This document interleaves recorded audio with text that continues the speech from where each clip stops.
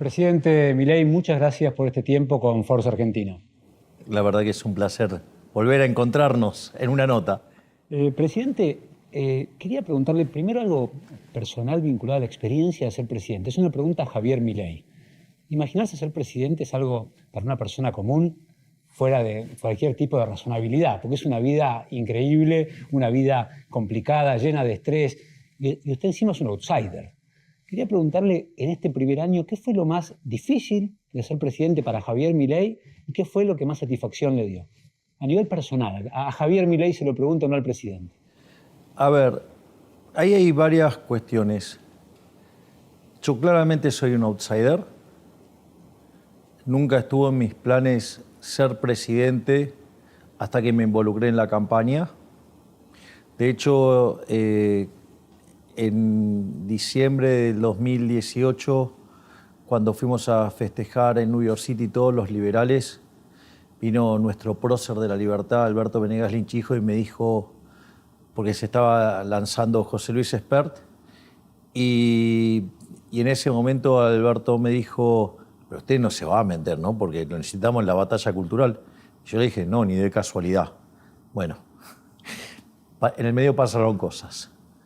En el medio vino la persecución del gobierno de Alberto Fernández a los liberales, donde su espada mediática, Leandro Santoro, llamaba a la persecución de los liberales y a no darle espacio y a sacarlo de los medios de comunicación, porque no se podía permitir que haya un discurso del tipo liberal libertario. Y en ese contexto, donde me veía cercenado en la expresión y con las consecuencias que yo tenía para mi flujo de fondos. Entonces, un día estaba en una cena con una persona y una de las cosas que me hizo ver fue que esto, si uno lo quiere cambiar, no se cambia gritando en la tribuna, se cambia metiéndose. Siempre hago este ejemplo. Es muy lindo ir a ver un partido de Argentina, las tribunas, los cánticos, todo. Pero por más que grites, la pelota no se mueve. Es decir, los goles los hace Messi, por decirlo de alguna manera. Ojalá que lo tengamos por mucho tiempo más mientras que él quiera. Ese es el tema. Entonces me tuve que involucrar. Llegamos a ganar 2 bancas de diputado y después, cuando hicimos el sorteo de la dieta, fuimos a hacerlo en Mar del Plata y lo encontramos con que las escalinatas que dan al Hotel Costa Galana, digamos, se habían juntado más de 10.000 personas. Entonces mi hermana dijo, vas a ser presidente. Y bueno, no le erró. Dicho esto, con lo cual lo que quiero decir es no estaba en mis planes, ni mis aspiraciones, ni nunca lo había pensado hasta que mi hermana me dijo eso. De hecho, cuando nos entrevistamos la última vez, usted me dijo, la verdad es que yo no tengo ninguna ambición por el poder en sí mismo, no es algo que me interese, si algún día de casualidad los argentinos, pero no está en mi meta, me lo contó aquella vez. Sí, de hecho, una de las cosas que a mí me pasa es que yo consideraba que era muy poco probable de tener un resultado que nos permitiera llegar en términos de, usted sabe, yo soy un estudioso de la Torá, y una de las cosas que sucede cuando usted estudia el libro de Shemot, o sea, el Éxodo, que vendría a ser el segundo libro del Pentateuco, para los que lo quieren mirar desde el lado del Antiguo Testamento, dice, 1 de cada 5 judíos salieron de Egipto. Así que, digamos, soportando la esclavitud y todo, digamos, solamente el 20%. Entonces, entendía la naturaleza de la gesta, de luchar por la ciudad de la libertad, y yo creí que, bueno, iba a ser una suerte de carambola a 3 bandas y que podía llegar a salir en una situación así, y la verdad es que después todo lo que pasó fue increíble y, digamos, entonces, el primer punto es lo tomo con mucho aplomo lo que pasó. Primer punto. Segundo punto es que además yo me lo tomo como un trabajo. Entonces, yo tengo un trabajo, a mí mi job description, o sea, mucha gente se sorprende por el hecho de que yo hago lo que prometí en la campaña. Y el punto es que como yo lo veo como un trabajo y mi job description decía, tenés que bajar la inflación, tenés que hacer que la economía se libere de tantas restricciones, tenés que, digamos, había que hacer reformas estructurales y al mismo tiempo terminar con la inseguridad. Complementariamente yo di mi posición de alineamiento internacional, dije desde el primer momento que me iba a alinear con Estados Unidos e Israel. O sea, en el plano de la política económica hablaba de la motosierra, de bajar el gasto público. Hicimos el ajuste fiscal más grande de la historia de la humanidad, 5 puntos en el Tesoro, 10 en el Banco Central. El equilibrio en el fisco lo alcanzamos el primer mes. El balance del Banco Central al sexto mes eliminamos el cuasi fiscal. Es decir, y eso no estaba en los libros de nadie y hoy es un motivo de admiración del mundo. Al mismo tiempo, nosotros sobreajustamos para dar contención social y mientras que en el gobierno anterior, digo, que se llenaban la boca hablando de los pobres, cubrían el 50% de la canasta básica alimentaria, hoy cubrimos el 100%. Terminamos con los piquetes, terminamos con los intermediarios de la pobreza, redujimos el Estado a 8 ministerios, no solo eso, sino que además eliminamos secretarías, subsecretarías, y además hicimos una reforma estructural 8 veces más grande que la que hizo Menem. Por eso este año es uno de los líderes más influyentes del mundo y está fuera de discusión. Digo, se ve cuando el presidente Trump lo convoca antes y para la elección, sus reuniones con los mandatarios de Europa, con los empresarios líderes del mundo. La pregunta es, la batalla continúa, digamos, recién es el primer año, Entonces le quiero preguntar de mira a lo que viene. ¿Le gustaría, la inflación bajó increíblemente de los niveles que tenía hace exactamente un año a menos del 2% mensual? ¿En cuánto tiempo cree que la Argentina podrá llegar a tener 2% anual? ¿O cuál sería su sueño cuando termine su primer mandato de imaginar la inflación en qué valores? A ver, vamos a hacer la lectura de lo que pasa en materia de inflación, porque en materia de inflación uno tiene que entender que la inflación mayorista es como una suerte de leading indicator, es decir, en los procesos, digamos, tanto de aceleración inflacionaria como desaceleración inflacionaria, es un indicador anticipado. Entonces, nosotros recibimos en diciembre una inflación viajando al 54%, o sea, algo equivalente al 17.000% anual. Y el último dato dio 1,4%, o sea que es un poquito más de 15, una cosa así. Es decir, por lo tanto, digamos, bajamos sustancialmente la tasa de inflación. Al mismo tiempo, lo otro que nosotros tenemos que tener en cuenta es que nosotros tenemos un crawling peg. Y ese crawling peg, digamos, con el 2% mensual más la inflación internacional, te diría que hoy dice que en términos de la inflación de mayorista venimos a un ritmo de una deflación del 1% mensual. Es decir, hay deflación en Argentina cuando se limpia el crawling peg, de 1% mensual, eso es 13 anual. Deflación del 13 anual. No solo eso, vos me puedes decir, bueno, pero en el consumidor viene 2,4. Ok, con lo cual, digamos, está casi en línea con el crawling peg, con lo cual venimos a inflación cero. Pero si yo te hago la descomposición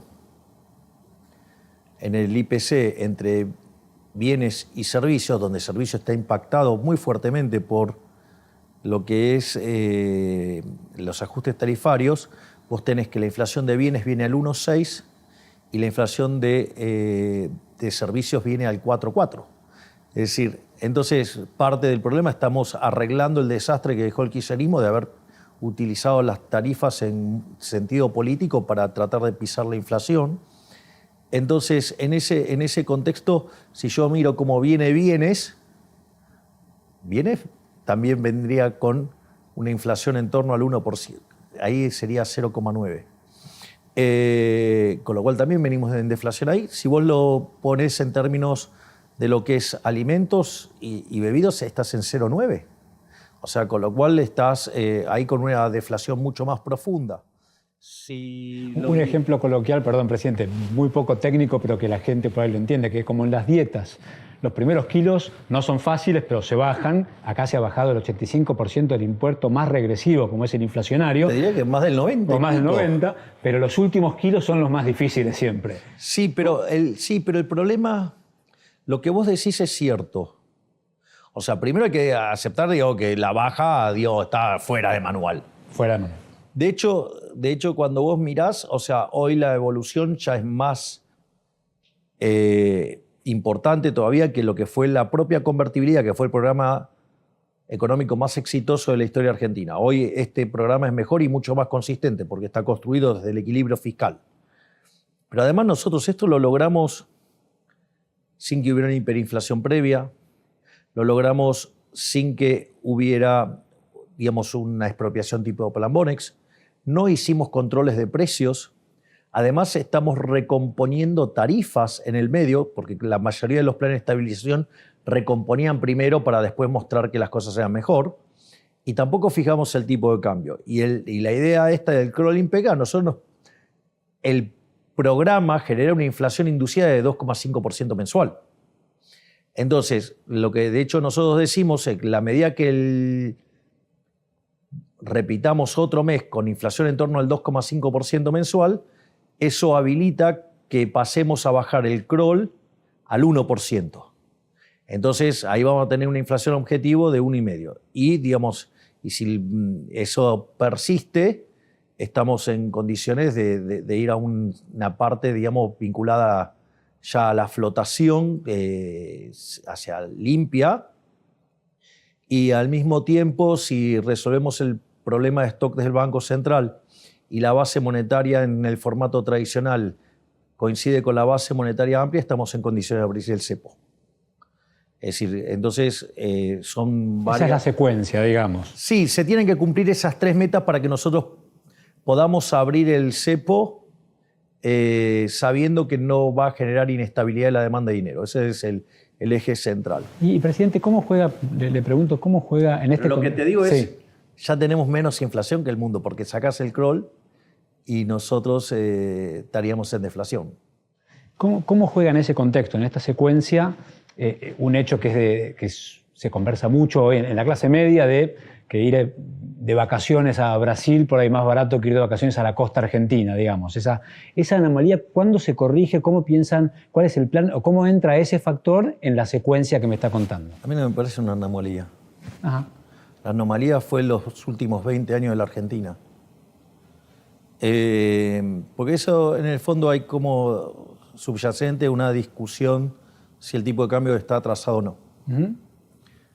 Entonces... Que es un gran debate en la Argentina siempre, sí. ¿no? Ahora contesto cada uno de los argumentos por qué está mal hablar de eso.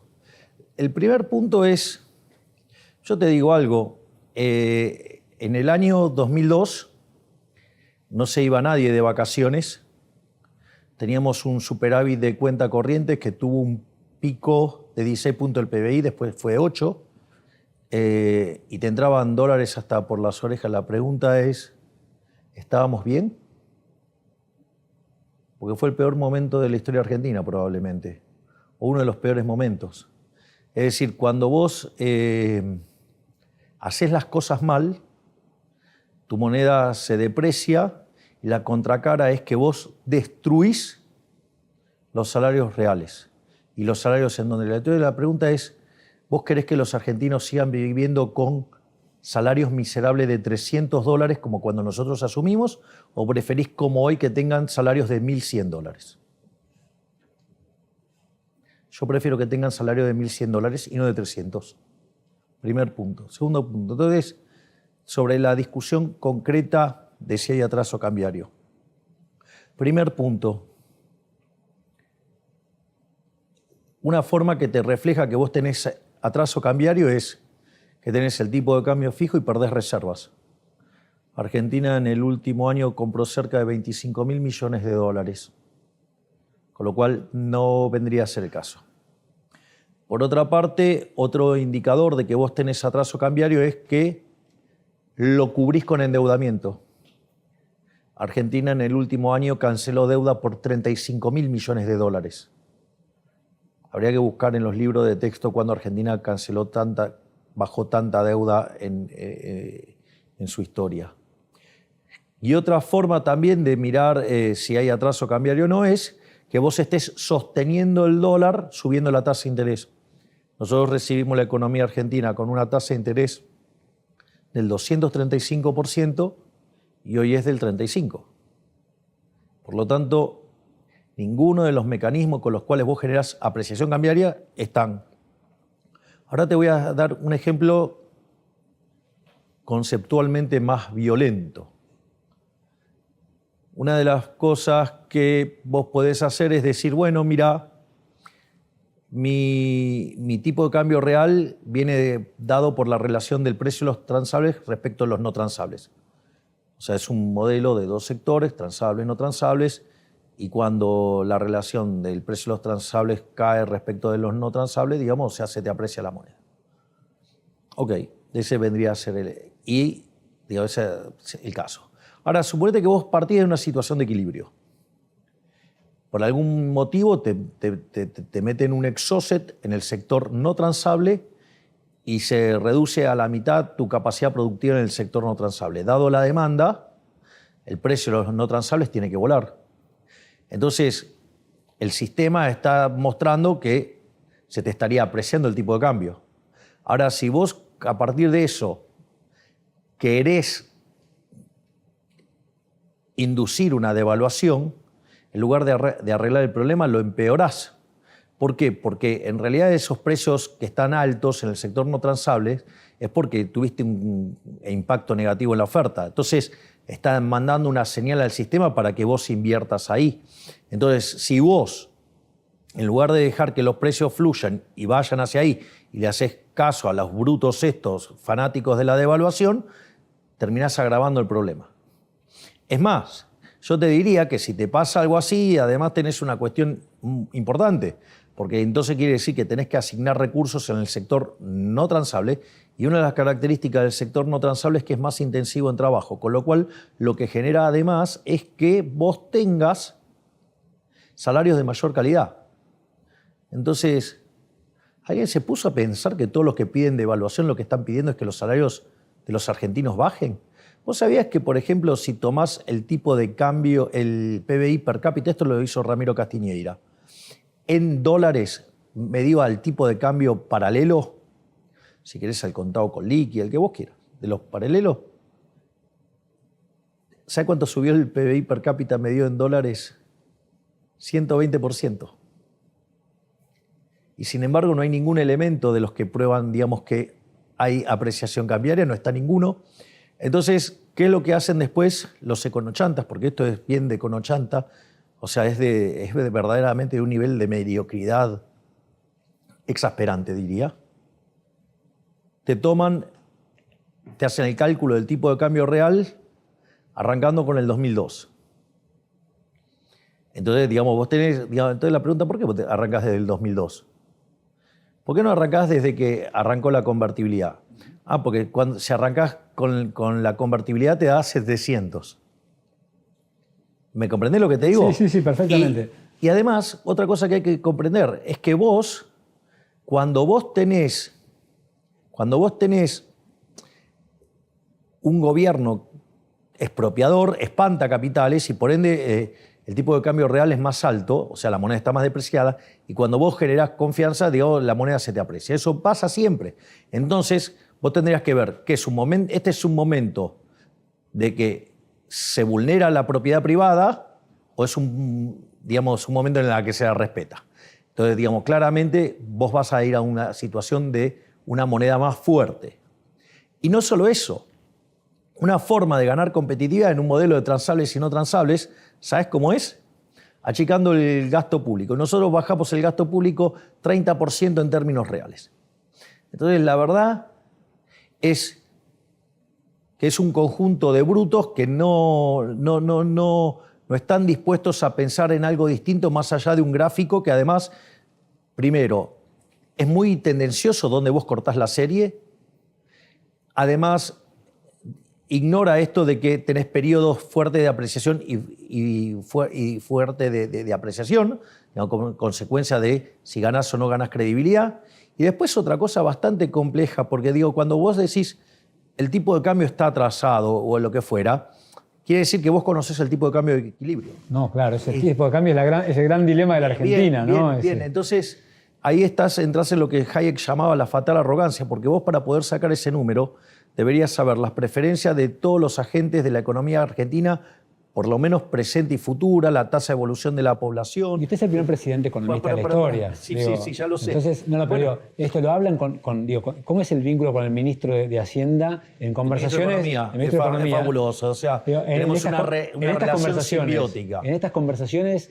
Tenemos un vínculo simbiótico, o sea, y además estoy orgulloso y feliz de haber elegido no solo un tipo verdaderamente brillante como es Toto Caputo, sino que además es un excelente ser humano y me ha generado una felicidad enorme que lo hayan condecorado como el mejor ministro de Economía del mundo. La verdad que yo estoy feliz con el equipo económico, disfruto hablando con ellos, o sea, a veces nos juntamos a cenar para discutir de economía.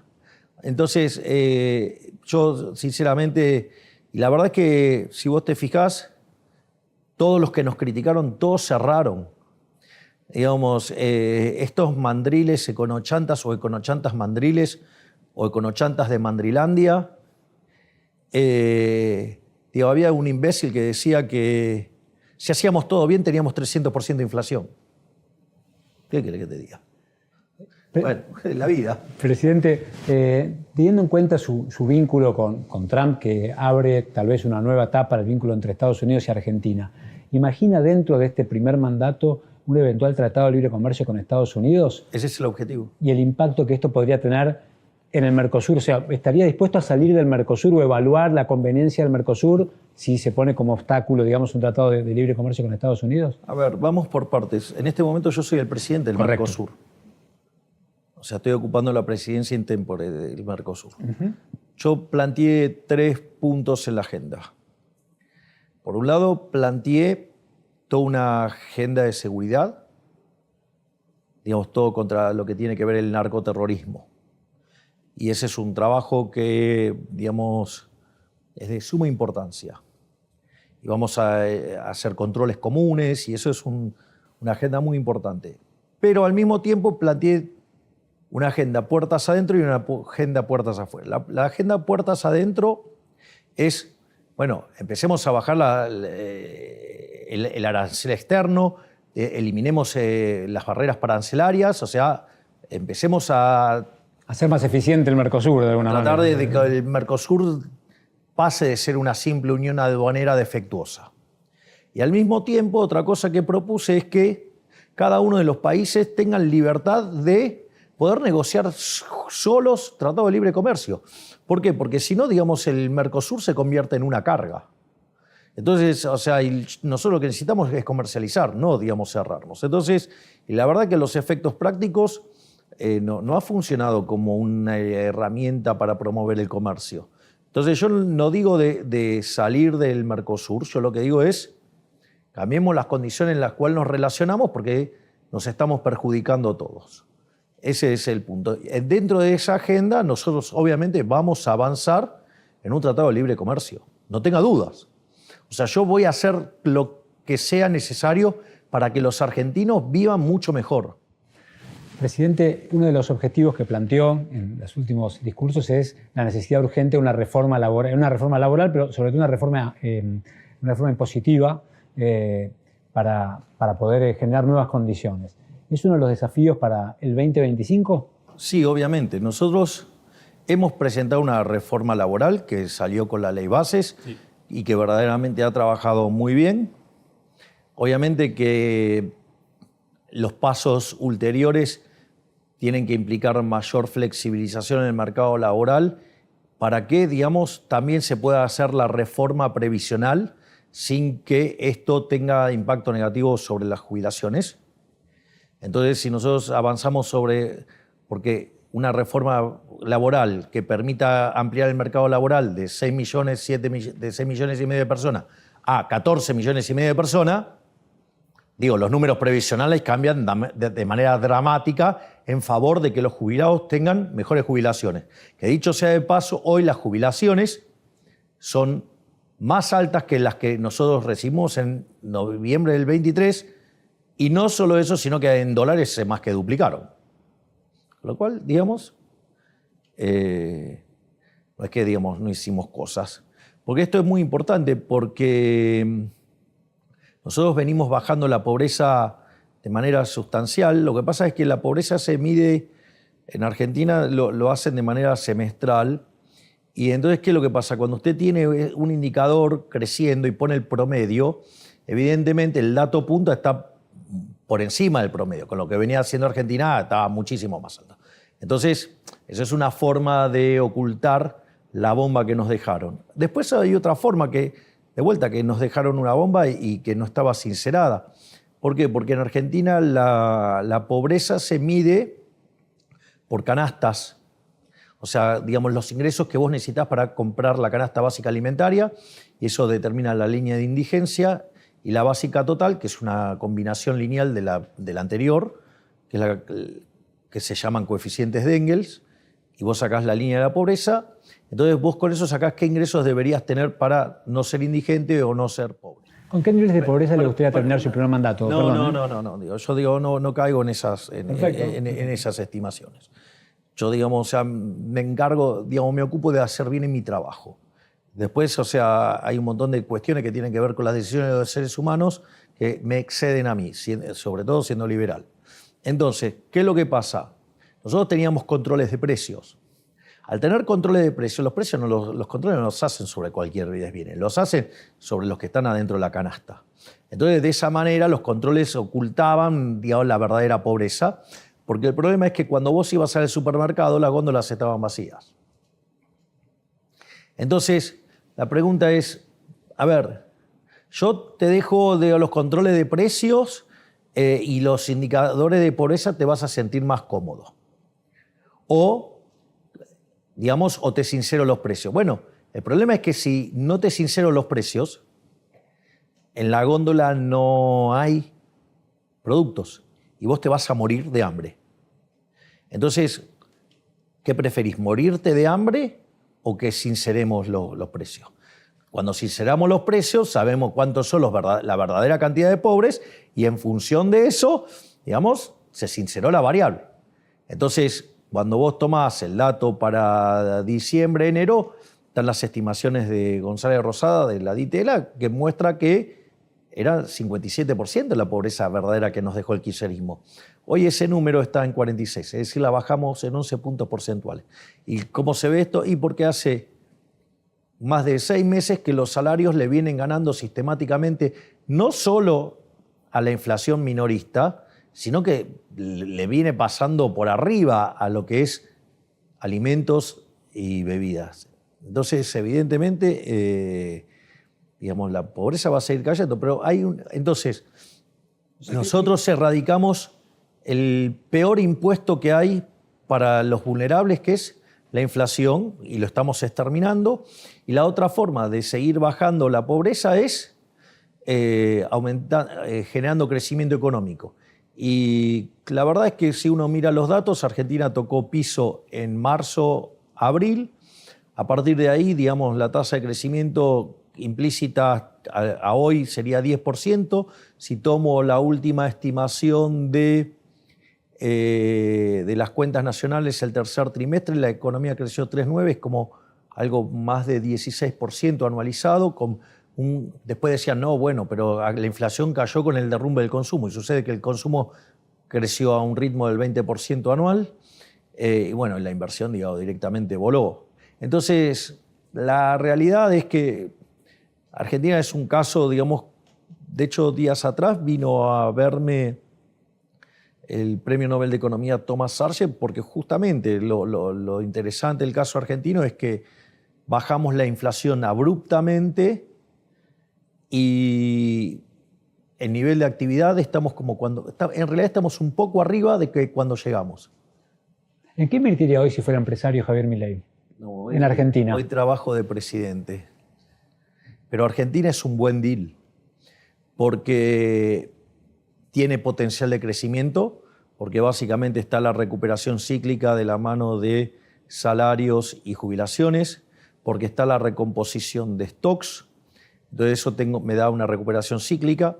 Al mismo tiempo, el equilibrio fiscal ha hecho que el riesgo país de niveles de 3.000 puntos cuando ganamos la elección a hoy debajo de 700, con lo cual, digamos, eso baja el costo del capital y por ende favorece la inversión.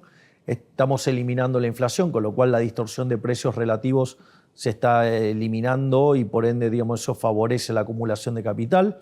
No solo eso, estamos bajando impuestos y además hicimos 800 reformas estructurales, todos los días quitamos regulaciones. El otro día hicieron un cómputo de que el ministerio de Federico Sturzenegger, que también es maravilloso, saca cerca de 2 regulaciones por día, pero lo hicieron en términos anuales y sucede que ese ministerio tiene medio año, o sea, con lo cual saca en promedio cerca de 3,5, 4... Tenía su carpeta previa preparada y la está ejecutando porque tiene las condiciones para ejecutarla. Eso ya entró en bases. Ahí, digamos, lo que se hizo, se fusionó el trabajo de Federico con el que había trabajado muy intensamente Rodríguez Chirilo. Entonces, y ver, digamos, con todo lo que era la reforma del Estado. Lo que pasa que, bueno, esa, digamos, fue la primera etapa. Ahora también se viene lo que se llama la motosierra profunda.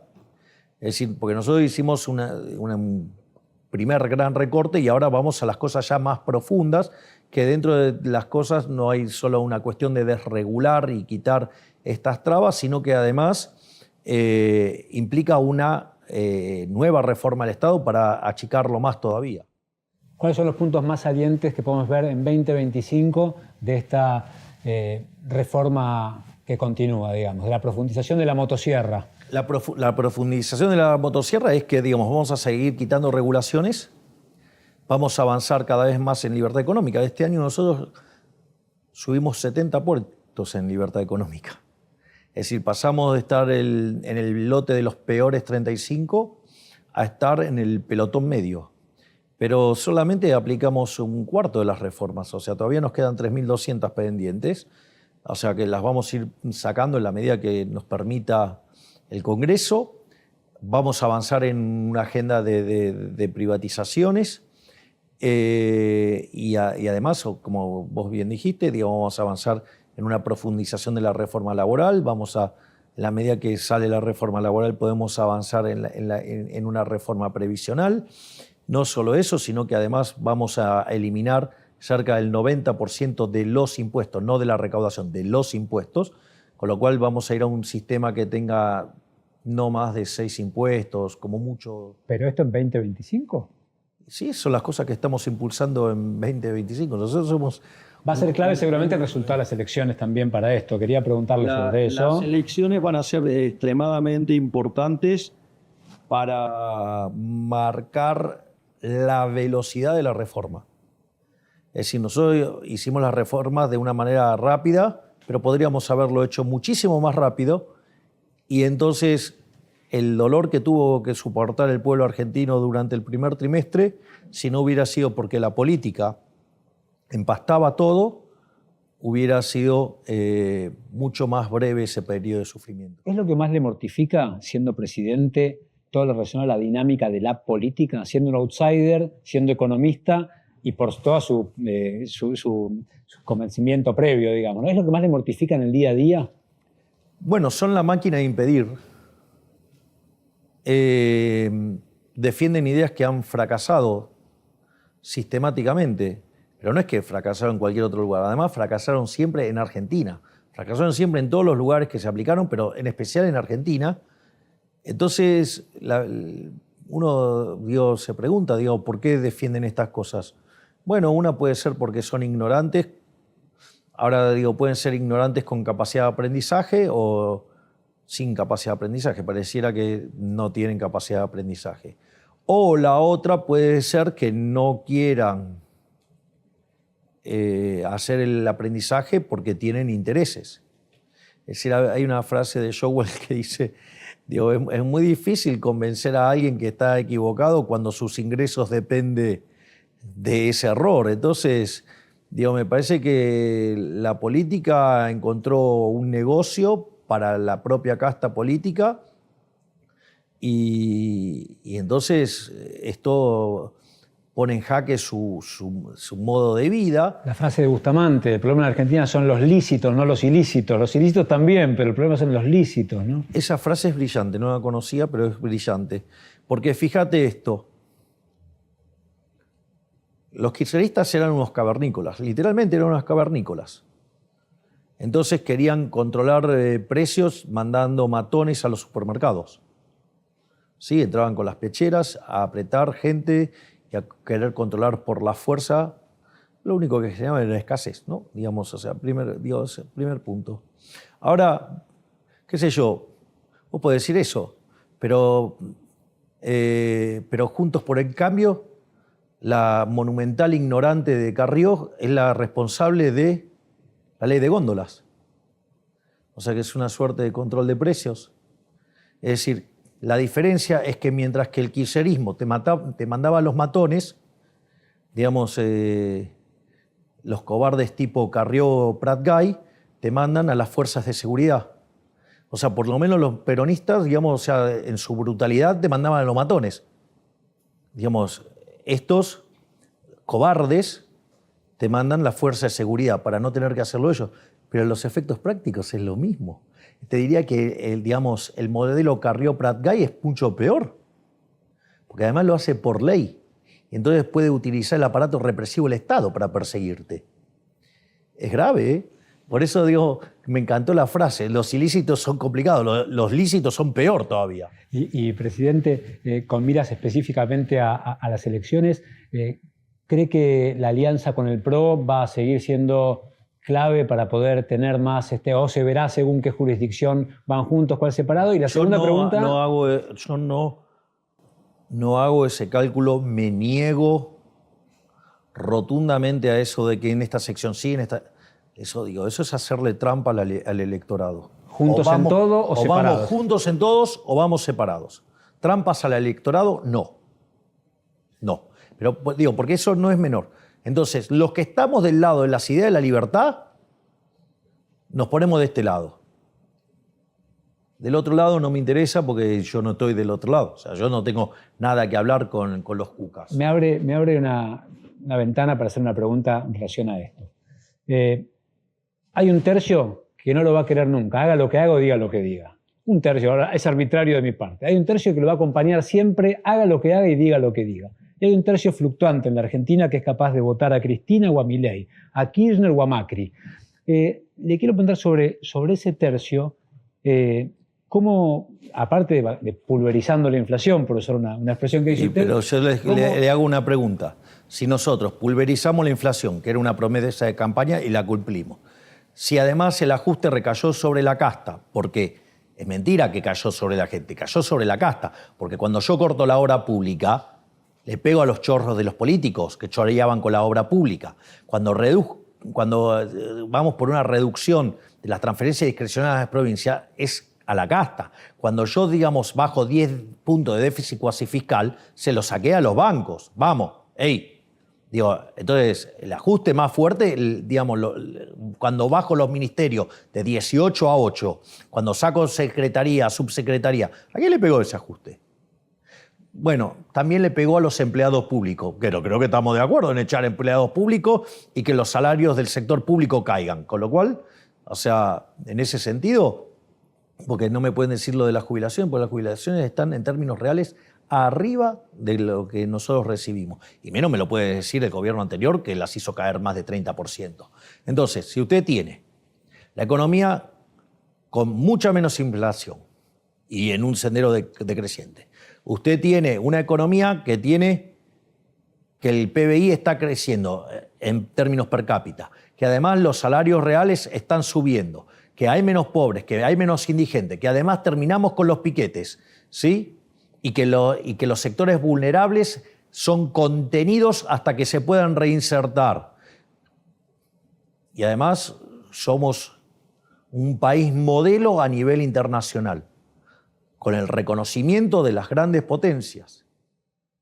¿Y qué le diría a los que lo apoyan dentro del espacio del PRO? No voy a dar nombres, pero que lo apoyan, que comparten su visión, que aplauden su coraje, que están realmente entusiasmados y sorprendidos gratamente de este primer año, pero que a veces se sienten incómodos por su estilo, por su forma. ¿Qué les responde o qué mensaje le transmite a ellos? Supongamos lo siguiente. Te doy 2 cajas para elegir. Están cerradas las 2. Y hay una que es muy desprolija y otra que es estéticamente brillante. Y la realidad es el contenido, digamos, de la primera, digamos, la que tiene un montón de falencias estéticas, está llena de lingotes de oro. Y la muy linda está llena de estiércol. ¿Con cuál te quedás? No, sin duda. Bueno, listo. Entonces, digamos que prioricen que estamos haciendo el mejor gobierno de la historia. Quizás ese coraje que me reconocen tiene como contrapartida que tengo formas ásperas. Pero arreglar los problemas que tenía la Argentina cuando nosotros llegamos requería de una dosis de coraje fuerte. Bueno, digamos, eso fue lo que votaron los argentinos. ¿O usted cree que los argentinos no sabían que yo era una persona áspera? Porque también están todos esos ñoños, que son ñoños republicanos, que parecen adolescentes con déficit de IQ. No, porque las instituciones. ¿Me puedes decir si yo alguna vez violé la Constitución? No. Entonces, cuando vos agarrás a esos imbéciles disfrazados de constitucionalistas, ¡ay, no, pero hace muchos decretos! Y la pregunta es, ¿no está contemplado dentro de la ley? Ah, pero no me gusta. Ah, bueno, entonces es un problema de preferencia. No estoy violentando las instituciones. Podríamos decir ¿Me comprendés lo que te digo, no? Es clarísimo, es decir, presidente. Ahora, después digo, ¿qué me vas a decir? La situación con los periodistas. Entonces, digo, mi pregunta es siempre la misma. ¿Está correcto que los periodistas mientan, calumnien, injurien, digamos, extorsionen a la gente? Bueno, entonces, o sea, el mundo de hoy, que es más horizontal y que donde los medios perdieron el monopolio de la palabra, bueno, digamos, si ellos golpean, se tienen que bancar el vuelto. ¿O vos crees que existe el boxeo donde... ¿Vos irías a ver una pelea de boxeo donde uno de los púgiles está atado y que el otro le pegue todo lo que quiera? Bueno, ¿sabes qué? Las redes sociales rompieron esas cuerdas. Entonces esos púgiles que se creían tan grandes y tan fascinantes, sucede que no son ni grandes ni fascinantes, y el otro, tan curtido de todo lo que le pegaron, cada vez que le pone un cazote lo duerme. ¿Usted no está dispuesto a que el presidente de la Nación domestica al Jabo Milei, de alguna manera? Yo no estoy dispuesto a cambiar. A mí me votaron por ser como soy. O sea, digamos, yo no soy un engendro del coaching. Digamos, una de las cosas por las cuales admiro y por eso trabajo con él y soy feliz trabajando con él, con Santiago Caputo, es porque en ningún momento tomó la osadía de querer cambiarme. Yo, digamos, no voy a ficcionarme. Yo soy el que soy. ¿Te gusta? Bien. ¿No te gusta? No me votes. ¿Me entendés? O sea, yo, digamos, o sea, ahora, y otra de las cosas, digo, yo hice campaña con una motosierra, diciendo que iba a ajustar. Digamos, que quiero, digamos, de largo plazo cerrar el Banco Central, que también ahí aparecen unos imbéciles. ¡Ay, todavía no cerró el Banco Central! Siempre dije que por lo menos me iba a demandar 4 años. Pero, digo, parece que siempre hacen el editing malicioso. Entonces, la realidad es que estoy cumpliendo con todas las promesas que hice, digamos, algo inédito para la política. Y no solo eso, sino que además dije, prefiero decir una verdad compleja antes que una mentira agradable. ¿Siempre fue igual? ¿Siempre tuvo esa personalidad, esa parte áspera, como usted dice? ¿Fue de toda la vida? ¿Y cómo fue manejando? Parte de la marca Javier Milei. ¿Cómo lo fue manejando a lo largo de la vida? Ese impulso, esa personalidad, ¿fue cambiando a lo largo de su vida? Desde cuando era arquero de fútbol en las Pero es que inferiores. la personalidad del arquero. Ajá. La personalidad del arquero es una personalidad muy fuerte. Vos tenés 11 jugadores en el equipo. El que se viste distinto es el arquero. El que entrena solo es el arquero. El que puede jugar con las manos es el arquero. El que tiene un entrenamiento específico es el arquero. Cuando tu equipo hace un gol, festeja todo el equipo y vos estás solo y no festejas nada. Pero cuando el gol entra, vos tenés toda la responsabilidad. ¿Me comprendés? Entonces, digo, fíjate lo que es la cosa, el penal, que es la pena máxima. Es un tipo disparándole a un tipo que está adentro de un marco de 7.32 por 2.44. O sea, ¿por qué te crees que, digamos, los arqueros son los héroes en las definiciones por penales? Y porque atajar un penal no es fácil. ¿Entendés? O sea, con lo cual eso implica toda una personalidad, digamos, tenés que tener una personalidad muy, muy fuerte. Si a eso además le sumás que fui cantante de rock, bueno, entonces, entonces lo que ves es, ves al cantante de rock, ves al arquero y ves al economista. Y un tipo, digamos, con esas características que los argentinos decidieron que fuera su presidente y que no les mentí en nada y que hoy sorprendemos a todo el mundo con las reformas que estamos haciendo y los logros que estamos obteniendo. Sin duda lo que dice el presidente, y con ese impulso... Hay gente que lo cuestiona. Digo, ni le cuento, digamos, un colega suyo que es tan estúpido que como le erró todo y como no puede aceptar que se equivocó en todo, se quejó de que The Economist me pusiera en la tapa. Presidente, ¿alguna vez... habrás sabido quién es, digamos, obviamente. Presidente, ¿alguna vez le cuesta pedir disculpas?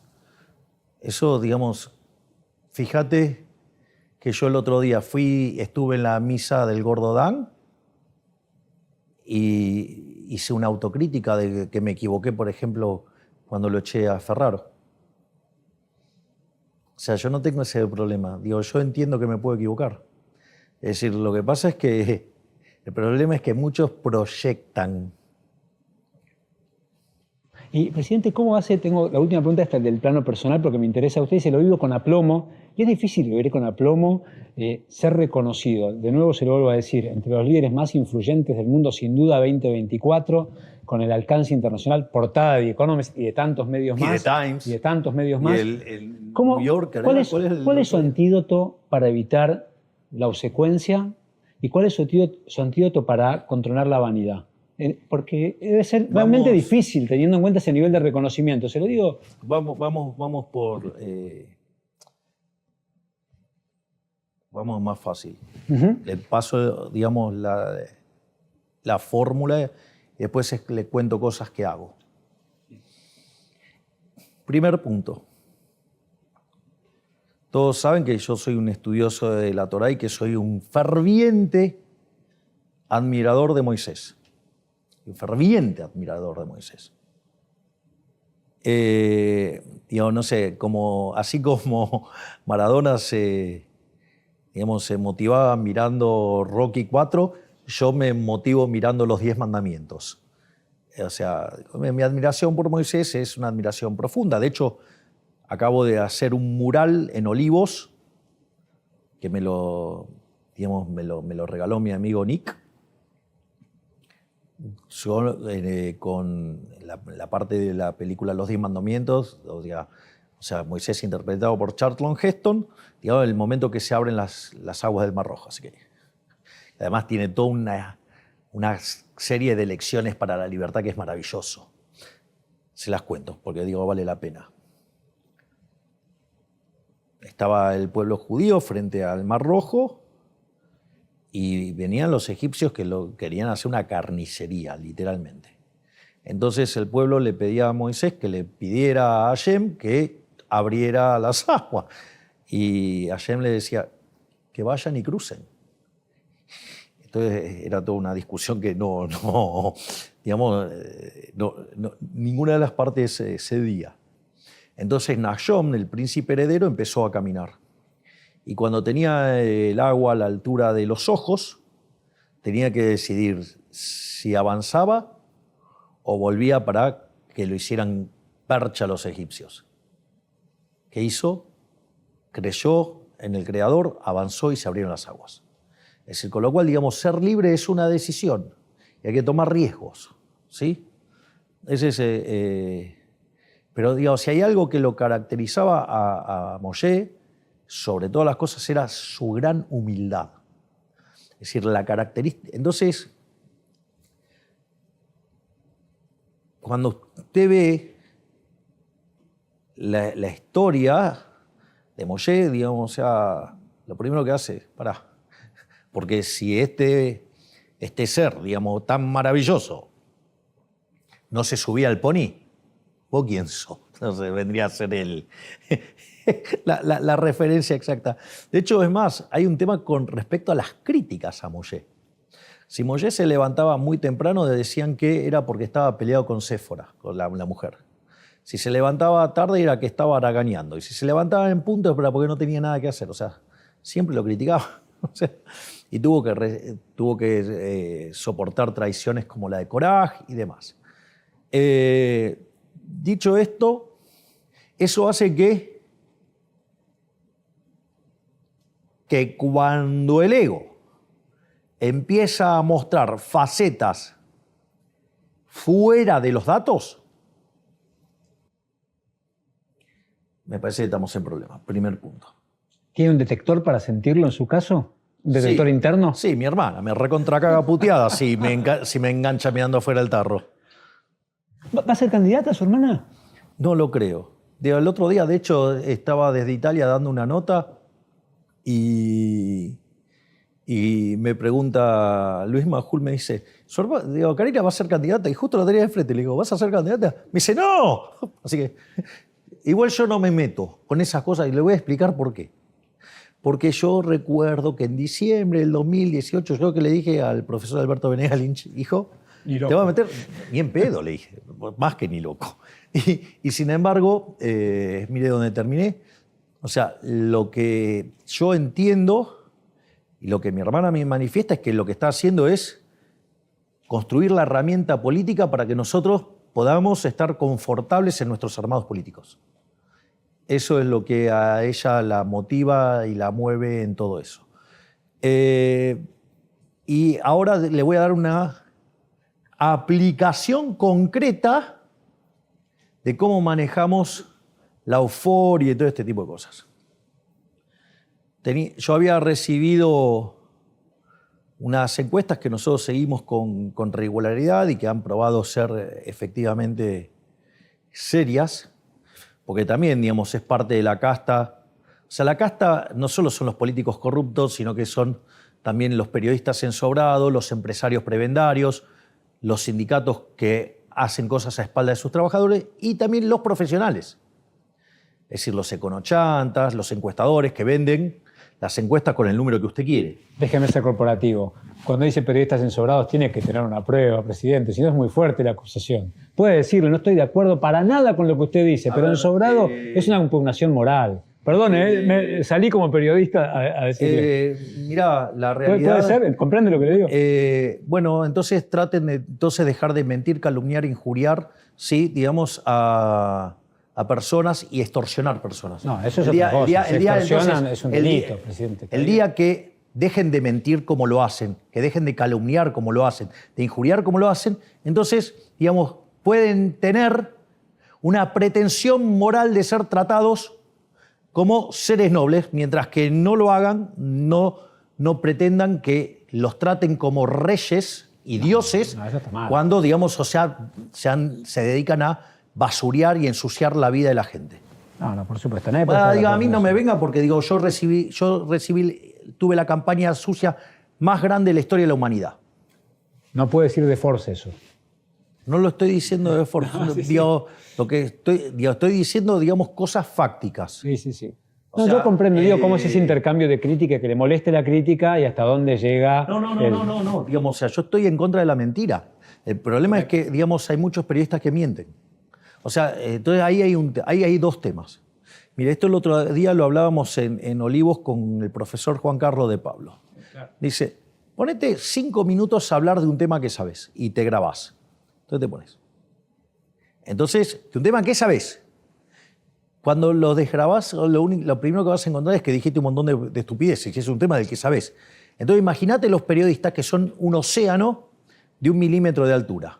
O sea, porque en general son todos unos ignorantes. O sea, digamos, no son, digamos, o sea, opinan de economía y no saben de economía, opinan de derecho, no saben de derecho, opinan de todo. Y la verdad que se quedaron con la idea de los editorialistas de los 80 y todo quiere ser editorialista, pero me parece que para ser editorialista, digo, tenés que tener otras virtudes y no, digamos, o sea, y perdieron el eje central de lo que es el periodismo. En el periodismo, la estrella es la noticia, no la opinión de alguien que no tiene formación al respecto. Es decir, ¿de qué me vale, digamos, la opinión de 1 millón de personas sobre economía si no saben nada? O sea, no saben, digo, los keynesianos tampoco saben, pero digo, por lo menos digo, tienen un background. Bueno, los comunistas saben menos todavía. Pero Hayek decía, si los socialistas supieran de economía no serían socialistas. O sea, aparte de ser su cable a tierra, ¿su hermana qué es para usted? Digo cable a tierra porque dijo, es la que me baja a tierra cuando... No, digo, es la que, digo, está claro que, digamos, o sea, si es quien no me permite tener ni el más mínimo desvío de nada. Pero, entonces, fíjese esto, fui a la reunión de gabinete, claro, yo ya sabía lo que iba a hacer, entonces, ¿qué pasó? Dije, estos números son demasiado buenos. Entonces mandé al Salón de Perón, que es donde tenemos la reunión de gabinete, y puse la motosierra. Entonces les conté todos los números, estaban todos contentos, bueno, ahora seguir laburando. Esto es como ganar, estamos ganando 2-0. Es el peor resultado de todos. O sea, porque usted, digamos, se duerme y se lo llevan puesto. Entonces, ahora, cuchillo entre los dientes y apretar y seguir pressing y seguir adelante y, digamos, o sea, y meter la mayor cantidad de goles que podamos sin desarmarnos atrás.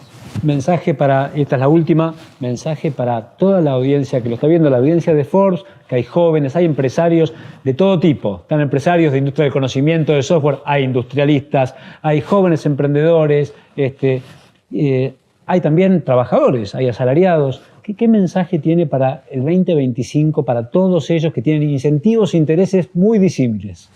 Cuando estábamos haciendo la campaña dije que íbamos a hacer a Argentina grande nuevamente, que íbamos a poner a Argentina en el sendero que la convierta en 40 años en una potencia mundial. Lo estamos haciendo y lo vamos a seguir haciendo. Mi sueño es que cuando termine mi desempeño en la función pública, Argentina sea el país más libre del mundo. Y eso va a implicar tasas de crecimiento enormes. El otro día yo estaba con Juan Pablo Nicolini y me contó del trabajo que hizo acerca de que asegurar el equilibrio fiscal implicaba poder sostener una tasa de crecimiento per cápita del 4,5% por año. Un número enorme para lo que es el mundo y en especial para Argentina, que viene tan mal en los últimos 100 años. Pero eso no contemplaba el tipo de ajuste. Si usted ese ajuste lo hizo bajando el gasto público, bajando impuestos y con desregulaciones, ese número es un piso. Es decir, con lo cual estamos poniendo a Argentina en el sendero que lo va a convertir nuevamente en una potencia mundial. Y eso no voy a descansar un minuto hasta que lo pueda terminar de asegurar. Presidente, muchas gracias por este tiempo con Forbes, que como usted sabe tiene 107 años y es la revista de los hacedores y los soñadores. Así que... Nuestros héroes. Presidente, muchas gracias por este tiempo. Muchísimas gracias.